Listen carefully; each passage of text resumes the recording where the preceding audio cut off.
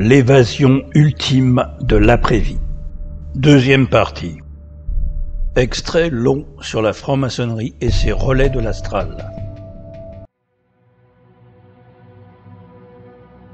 La franc-maçonnerie et les sociétés secrètes, des relais de l'astral et agents du recyclage.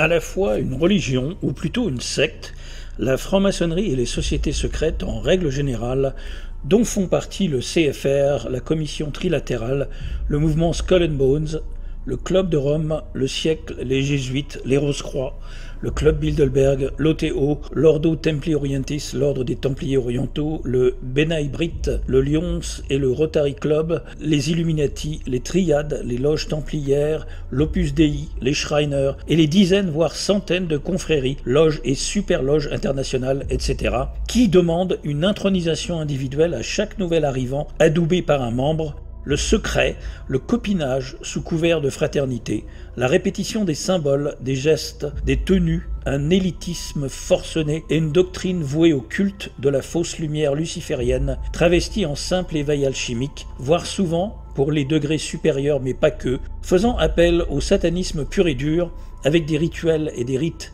ainsi que des bizutages totalement démoniaques, possédés par et invoquant des entités du bas astral. Cette méritocratie dogmatique, totalement fabriquée par les forces involutives matricielles, qui s'est infiltrée dans toutes les sphères dirigeantes et celles des prétendants à l'accès social supérieur de ce monde inversé, a gangréné la société dans son ensemble. Le showbiz et le divertissement, la culture sous toutes ses formes, la science, la santé, la politique, l'opposition contrôlée et les faux rebelles du système, le sport, l'illusion du voyage spatial, la justice, la finance, l'économie, l'éducation, les religions et la spiritualité, les verrous factices de l'après-vie, confèrent à tous ces personnages opportunistes, avides de domination et relais de l'astral, des pouvoirs d'influence directe sur autrui. Ces pouvoirs sont chèrement gardés, les loges et les frères Latruelle couvrant les abus de pouvoir et de confiance de chacun de leurs confrères aux tendances clairement mafieuses, puisqu'ils sont au-dessus des lois du citoyen ordinaire, se permettant ainsi tous les crimes, délits et corruptions sans crainte de payer pour leurs méfaits. Les francs-maçons sont obligés de mentir et même de se parjurer pour protéger leur père. Ils sont également tenus d'obéir même aux ordres qu'ils savent immoraux. Le manuel maçonnique, page 183. Les francs-maçons de niveau inférieur ignorent la véritable nature de cette organisation parasitaire. Il faut atteindre les niveaux supérieurs pour comprendre le véritable but de leur jeu. Quoiqu'à l'ère de l'information accessible à tous et des témoignages écrits et vidéos sur cette secte, on en sait presque autant à l'extérieur qu'à l'intérieur de ces loges, sur les tenants et aboutissants de leurs desseins prédateurs et trompeurs. L'exemple de l'infiltration dans les empires coloniaux du monde entier est frappant. Quant à sa capacité de parasiter, contaminer et contrôler tous les pays, prenons l'exemple de la France en Afrique. Ces sectes sont le cheval de Troie que la France a introduit sur la terre des ancêtres africains durant la période coloniale. Ces loges recrutent parmi les hommes les plus influents, industriels, professeurs, politiciens, magistrats, militaires, etc., qui sont liés par une relation de fraternité considérée plus importante que celle qui peut les lier à leur peuple et à leur continent. Plus les adeptes grimpent dans les échelons de l'organisation, plus elles sont instruites de certains secrets. Quel que soit le poste qu'ils occupent, ils servent d'abord l'intérêt de l'organisation, c'est-à-dire du pouvoir occulte mondial, même au détriment du pays. Les intéressés développent toujours un double discours, mais le citoyen n'y voit que du feu. Pour le fonctionnement, les réseaux d'initiés sont inéluctables, tous des défenseurs de la France-Afrique tenus par des mécanismes obscurs et mafieux. La France fut la première puissance coloniale en Afrique et a mené les luttes expansionnistes parmi les plus meurtrières. 50 années après les fausses indépendances, le continent continue d'être agité par des guerres civiles pilotées par les colons. Dans l'armée au Gabon, au Congo-Brazzaville, au Tchad, au Cameroun, en Centrafrique, au Burkina Faso, au Togo, au Mali, en Côte d'Ivoire et même au Sénégal, tous les officiers supérieurs sont des apôtres du grand maître de lumière. Il en est de même chez les gradés des forces armées chez nous en France, ainsi que chez les préfets de police. Nous avons quelques affaires qui traînent en justice qui en attestent, même si justice ne sera jamais réellement rendue au final, et pour cause. Le monde est un grand cirque organisé en castes qui impose le prêt-à-penser à la société uniformisée. Ils se servent des larbins de leur appartenance au pouvoir afin de sauvegarder leurs privilèges et endormir les peuples sous un épais manteau de ténèbres. Sous couvert de buts louables et altruistes, s'adressant à tous ceux qui, en quête d'idéal humaniste, philosophique et spirituel, vont se tourner vers ce type de société secrète, au rite initiatique pour le moins inquiétant et souvent sanglant, voire aussi prêchant la pédophilie, l'androgynie et le transgenre LGBTQ comme des avancées pour l'humanité.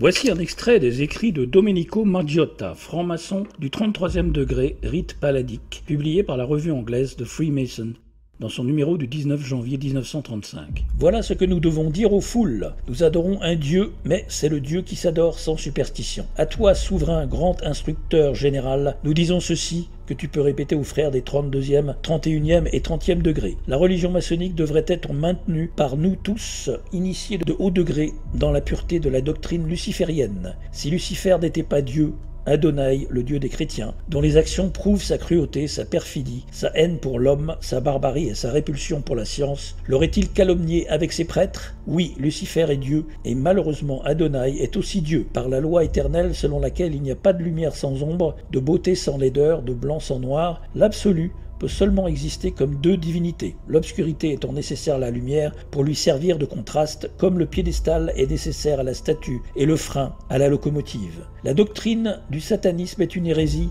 et la véritable et pure religion philosophique est la foi en Lucifer, l'égal de Adonai. Mais Lucifer, Dieu de lumière et Dieu du bien, lutte pour l'humanité contre Adonai, le Dieu des ténèbres et démons.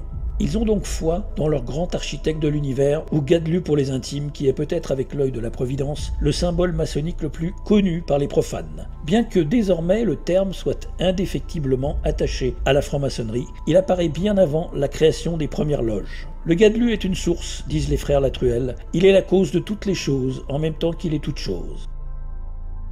La divinité appelée Jabulon, une sorte de Jabba le Hutt à 3 têtes, le monstre de Star Wars, joue un rôle important chez les gradés francs-maçons. Jabulon, c'est la trinité des francs-maçons. Avec l'archétype appelé Jabulon, les francs-maçons vénèrent le démiurge en personne, c'est-à-dire l'architecte de ce monde d'illusions matérielles, le promoteur de la simulation elle-même et de l'inversion, qu'ils pensent rencontrer dans l'au-delà. Ils sont donc, encore une fois à l'évidence, des agents du recyclage matriciel.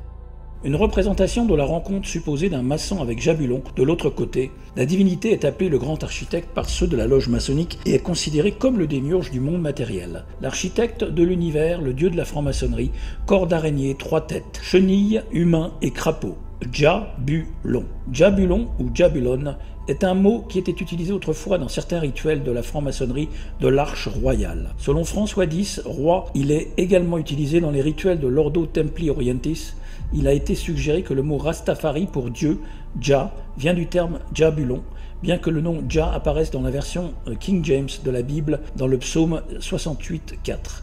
Jéhovah, parmi les variétés de ce nom sacré en usage parmi les différentes nations de la terre, 3 en particulier méritent l'attention des maçons de l'Arche royale. Jah, ce nom de Dieu, se retrouve dans le psaume 68, verset 4. Baal ou Bel, ce mot signifie Seigneur, maître ou possesseur et a donc été appliqué par de nombreuses nations de l'Est pour désigner le Seigneur de toutes choses et le propriétaire du monde. Allumé, donc On, c'était le nom sous lequel Jéhovah était adoré parmi les Égyptiens. Ces observations sur les 3 noms de Dieu en chaldéen, syrien et égyptien, Baal, Jah et On, dans l'espoir que mes compagnons de l'Arche royale les reconnaîtront facilement de manière corrompue, tiré du lexique. Extrait de la note 226. 1 de l'Arche royale, rituel ou 7e degré maçonnique Duncan et Monitor par Malcolm C. Duncan en 1866. Le grand architecte de l'univers. Lors de leur rituel cérémoniel, les francs-maçons vénèrent une divinité appelée Jabulon, Jabulon, Jabulon. Il est un composé des divinités Jéhovah, Baal et On. Baal était l'ancien dieu cananéen des sacrifices humains. On est un autre nom d'Osiris, le dieu égyptien de la vie, de la mort et de la résurrection. C'est pourquoi les francs-maçons et les chrétiens vénèrent un Dieu différent. Tous nos politiques corrompus en font partie.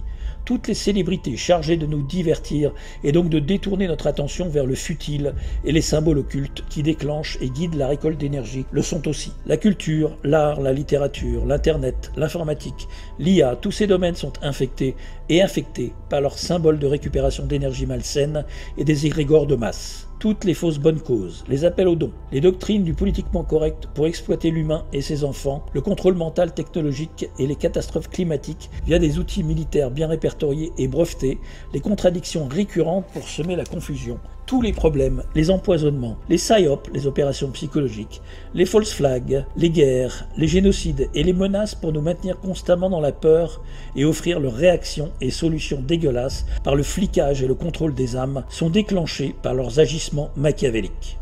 Telle une toile d'araignée macabre, ces opportunistes en tablier et aux gants blancs tachés de sang sur le terrain meurtrier de cette illusion nous incitent à l'obéissance à leur ordre maléfique, par l'ignorance et le consentement induit par le silence médiatique et consumériste, et non à une quelconque libération et un accès à notre souveraineté réelle. Ils sont les rabatteurs de l'astral, les maîtres du recyclage, et ne s'en cachent même plus, vu le degré d'hypnose, d'apathie et de soumission de la grande majorité de leurs ouailles fascinés par leur spectacle de dramaturgie permanent, d'émotions factices, surjouées et hyper scénarisées, qui ne trompent plus l'être conscient véritable. Si vous voulez réellement vous libérer de l'emprise des forces involutives de ce monde prédateur, dans l'après-vie et le présent incarné, tenez-vous à distance, à l'écart de cette secte qui célèbre le royaume de la mort, et à l'écart de toutes les sectes en règle générale, aux idéologies douteuses et exigeantes, mouillées dans toutes les malversations et les magouilles de cette dimension, ne visant que le contrôle pyramidal par une petite élite sur une masse de suiveurs et de capots cheffaillant terrain, afin de maintenir le troupeau humain et non humain docile et obéissant, tout comme les religions monothéistes organisées.